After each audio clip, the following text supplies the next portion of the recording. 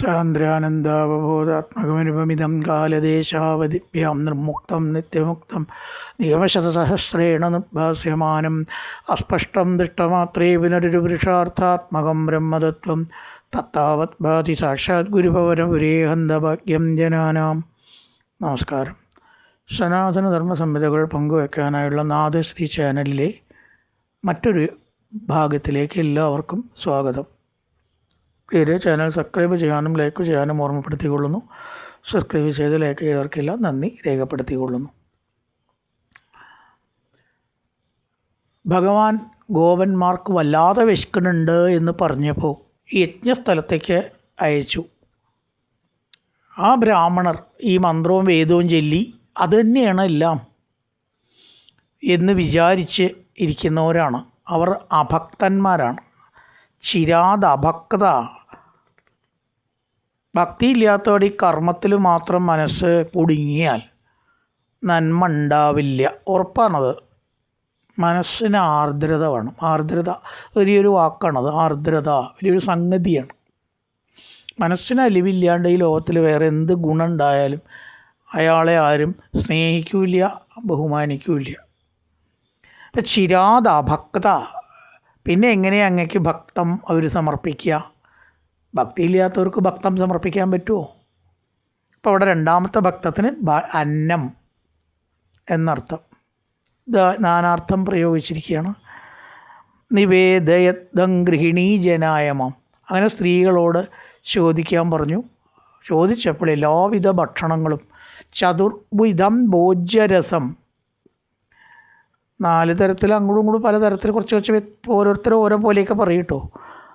ഖാദ്യം, പേയം, ഭക്ഷ്യം, ലേഹ്യം എന്നൊരു ക്ലാസിഫിക്കേഷൻ. ഭോജ്യം, ഖാദ്യം, ലേയം, പേയം അങ്ങനെ പറയും. ഖാദ്യം തന്നെ രണ്ടാക്കിയിട്ട് പറയും. കടിച്ചു പൊട്ടിക്കേണ്ടതും സാധാരണ കഴിക്കണതും. ഒന്ന് ഭക്ഷ്യം, ഒന്ന് ഖാദ്യം. ഖാദ്യം കുറച്ച് കട്ടിയുള്ളതാണ്. അതൊന്നായിട്ട് പറയും, ചില രണ്ടായിട്ട് പറയുമ്പോൾ ചിലപ്പോൾ 4 എണ്ണമൊക്കെ വരും. സാധാരണ ചതുർവിധം എന്നാണ് പറയുക. എരിവ്, പുളി, മധുരം, ഉപ്പ് അങ്ങനെ 4 അതും ആവാം.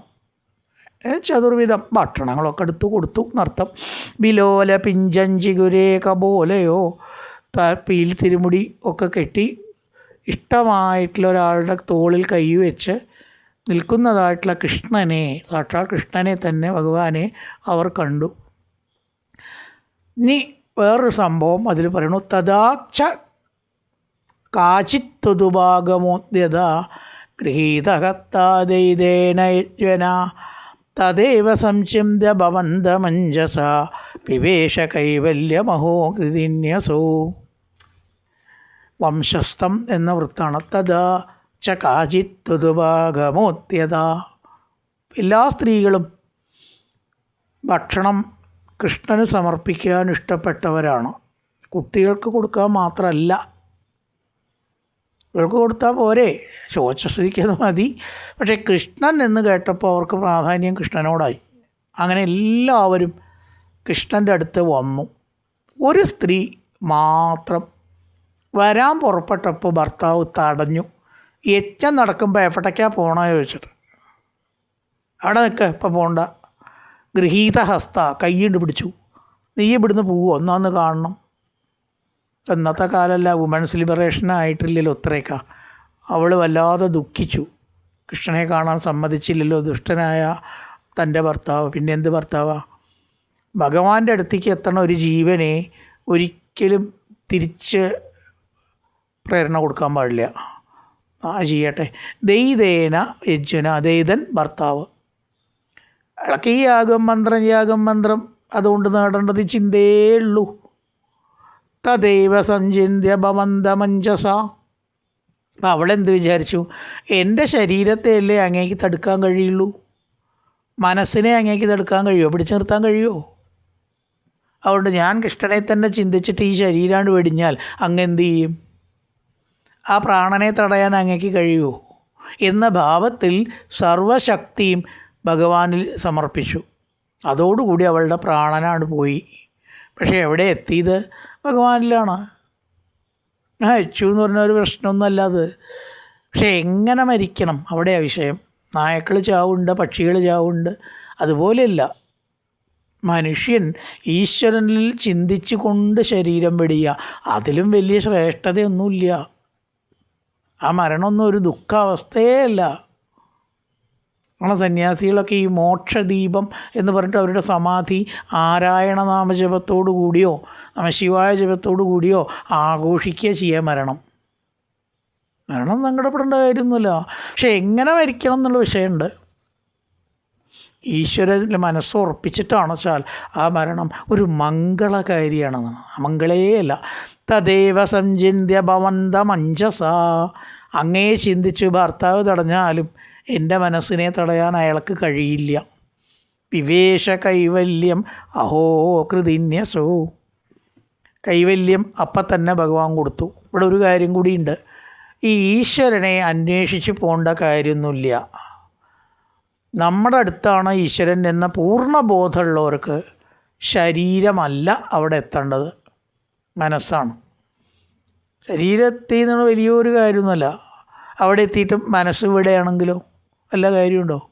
ഗുരുവായൂരെത്തി ഈശ്വര അവിടെ വീട് തുറന്നിട്ടുണ്ടാവുമോ? ഗേറ്റിൻ്റെ ആരെങ്കിലും കിടക്കുമോ? റോട്ടിൽ കൂടെ പോണവർ പുറത്തെന്തൊക്കെയോ സാധനങ്ങൾ വെച്ചിട്ടുണ്ട്, ഇതൊക്കെ എടുക്കുമോ? താക്കോലിപ്പോൾ ഞാൻ എവിടെ വെച്ചത്? ഈ മാതിരി ചിന്തിച്ചിട്ട് ഗുരുവായൂർ പോണേക്കാളും നല്ലത് എന്താ അറിയോ? ഇവിടെ ഇരുന്നിട്ട് ഗുരുവായൂരപ്പാന്ന് വിളിക്കുക, അവനവൻ്റെ താക്കോലും കാര്യങ്ങളും ചിന്തിച്ചോളൂ. എന്താ കുഴപ്പം? അല്ലേ നല്ലത്? അപ്പോൾ മനസ്സാണ് ഭഗവാങ്കൽ എത്തേണ്ടത്. അതുതന്നെയാണ് പ്രാധാന്യം. ശരീരം എത്തിക്കണേൽ വലിയ പ്രാധാന്യമൊന്നും ഭാഗവതവും നാരായണീയവും കൊടുക്കണില്ല. ആദായ ഭോജ്യാനനുഗൃഹ്യത പുന ത്വദംഗസംഗത്പ്രകയോഷ്ണതീർഗൃഹം പിലോക്യയജ്ഞായ വിസജയന്നിമാം ചകർത്രഭർത്തൃനപിതാസ്വഗർഹിണാൻ. അപ്പോൾ എപ്പോഴും ഈ തീർത്ഥയാത്ര ഒരാൾക്ക് എവിടെയെങ്കിലും പോകണമെന്ന് തോന്നിയ കുഴപ്പമില്ല. കൂട്ടമായിട്ട് പോകുന്ന തീർത്ഥയാത്രകളെ നമ്മുടെ ആത്മീയ അംഗീകരിക്കുന്നില്ല. അത് തീർച്ചയായിട്ടും വേറെ എന്തെങ്കിലും ഉദ്ദേശത്താലാവും. എന്താ ഉദ്ദേശം എനിക്കിപ്പോൾ പറയാൻ പറ്റില്ല. ഇത് ഞാൻ പറയണതുമല്ല, ഒരുപാട് അനുഭവസ്ഥർ പറയണതാ. നാലമ്പലം പോവുക ബസ് പിടിച്ചിട്ടേ, ഒറ്റയ്ക്കാണ് പോയാൽ പോരെ. കൂട്ടത്തിൽ പോകുമ്പോൾ ലോകകാര്യങ്ങൾ അവിടെ വരും.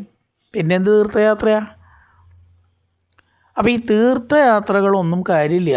അതൊക്കെ പ്രത്യേകിച്ച് കലിയുഗത്തിൽ ഒന്നെങ്കിലോ കാശുണ്ടാക്കാൻ, മറ്റ് വല്ല ദുരുദ്ദേശ യാത്രാപ്രിയം കൊണ്ട് പോവുക. യാത്ര ഇഷ്ടമുള്ളവരുണ്ട്, അതിലൊക്കെ എന്താ ആത്മീയതയുള്ളത്? അപ്പം മനസ്സ് തന്നെയാണ് ഭഗവാങ്കൽ എത്തേണ്ടത് എന്ന ഈ ഒരു സംഭവത്തിൽ നമുക്ക് മനസ്സിലാക്കാം. ആദായ ഭോജ്യാൻ അനുഗ്രഹിക്കുക. ഭക്ഷണം എല്ലാം കൃഷ്ണന് സമർപ്പിച്ചു. കൃഷ്ണ എല്ലാം കുറേ അങ്ങേക്ക് സമർപ്പിക്കണം എന്ന് ഞങ്ങൾ വിചാരിക്കണം, എല്ലാം സ്വീകരിക്കണേ എന്ന് വിനയത്തോടും ഭക്തി വിനയത്തോടും കൂടിയിട്ട് അവർ അപേക്ഷിച്ചു. ത്വദംഗസംഗത്പ്രചയോജ്ഞതീർഗൃഹം. അപ്പോൾ അവർക്ക് തിരിച്ചു പോവാനൊരു മടി. കൃഷ്ണനെ കണ്ടിട്ട് ഈ ഒരു സുഖം അനുഭവിച്ചാൽ പിന്നെ വീട്ടിലേക്ക് പോകണം എന്ന തോന്നലുണ്ടാവും. യോജ്ഞതീർഗൃഹം, അവർക്ക് ഒന്നും തന്നെ പോകണം എന്നുള്ള താല്പര്യം തീരെ ഉണ്ടായില്ല. ഉഷ്ണതീ വിലോക്യ ഇമ ആജ്ഞായ. പോകണം എന്ന ചിന്തയെ അവർക്കാർക്കും ഇല്ല. അങ്ങനെ ഭഗവാൻ കണ്ടപ്പോൾ തീരുമാനിച്ചു. വിലോക്യ യജ്ഞായ വിസർജയൻ. യജ്ഞത്തെ വിട്ട് വന്നിട്ടുള്ളവർ അങ്ങനെ ചെയ്തുകൂടാ.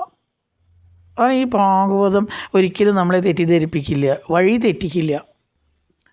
അല്ലേ? ഇപ്പോൾ 7 ദിവസം തത്താൻ കഴിഞ്ഞു ഇനി വീട്ടിലേക്കേ പോകണ്ടെന്ന് തോന്നിയാൽ ബുദ്ധിമുട്ടായില്ലേ? അപ്പോൾ അവിടെ തന്നെ നമുക്കൊരു ചിന്ത വരുന്നുണ്ട്, 7 ദിവസം കഴിയുമ്പോഴേക്ക് വീട്ടിലേക്ക് എത്തണം. അത് ആവശ്യമാണ്. കാരണം പിന്നെ ഉള്ളത് ഈ വീട് തന്നെയാണ്, ഭാഗവതമൊന്നുമല്ല.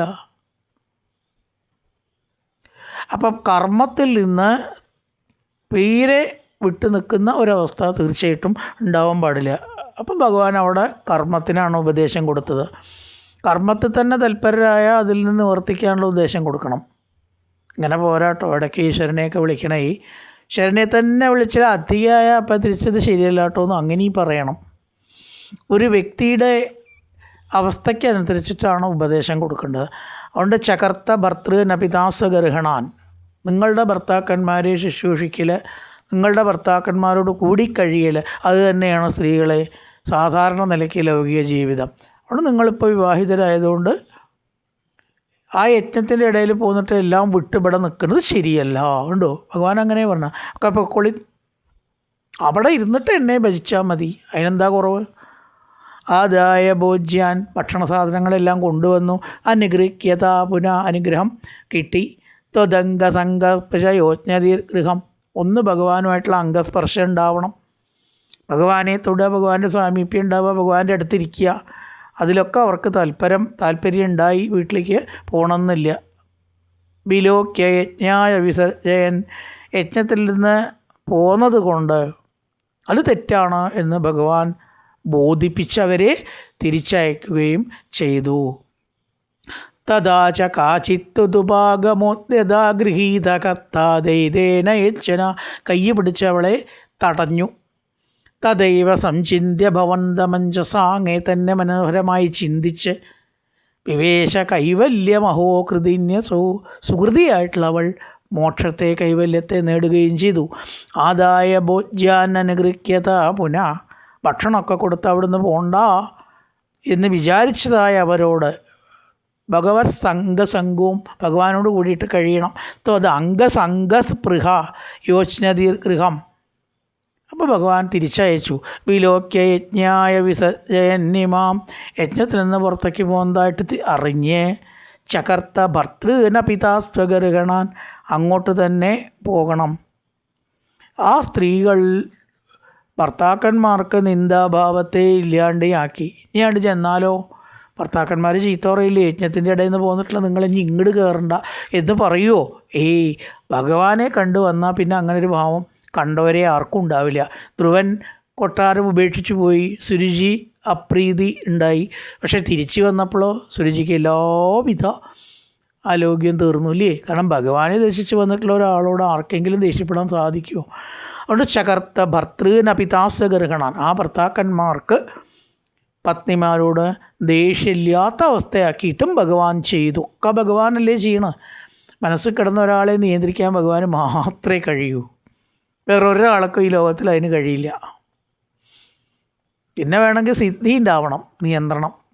അല്ലാത്തവർക്ക് ആർക്കുന്നില്ല. ഭഗവാനോ ഭക്തന്മാർക്കോ ചിലപ്പോൾ കഴിഞ്ഞെന്ന് വരും. അങ്ങനെ ആ ഭക്തന്മാർക്ക് ഇവരോട് സ്നേഹം ഇല്ലാത്തതാവരുത്, സ്നേഹം നഷ്ടപ്പെടാതെ ഭഗവാൻ കാത്തു എന്ന് പറയണം.